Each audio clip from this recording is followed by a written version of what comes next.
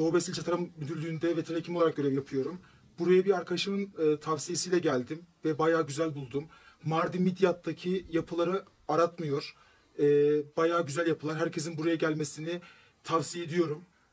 Gayet güzel tarihi bir dokusu var. Hepinizi buraya bekliyorum.